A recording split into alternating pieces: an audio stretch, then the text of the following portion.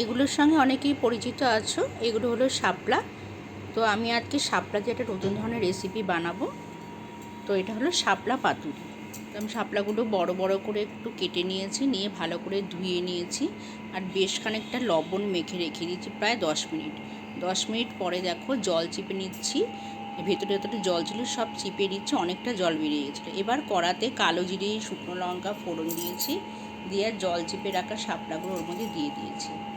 এবার এইটাকে এক পিঠ হয়ে গেলে আর এক পিঠ উল্টে পাল্টে দেবো। এটা খুব কম তেলে রান্না করা হয়, বেশি তেল লাগে না এটা করতে।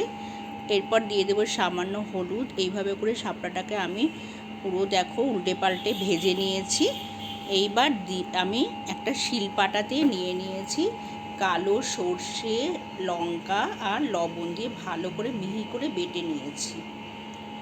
শাপলাটা হয়ে এসেছে। এইবার আমি সর্ষে বাটাটা দিয়ে দেব আর দিয়ে দেব সামান্য চিনি।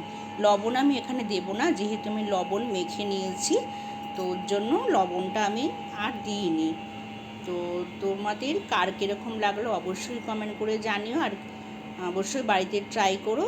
আজ আসি, আবার দেখাবে পরে কোনো রেসিপিতে। টাটা।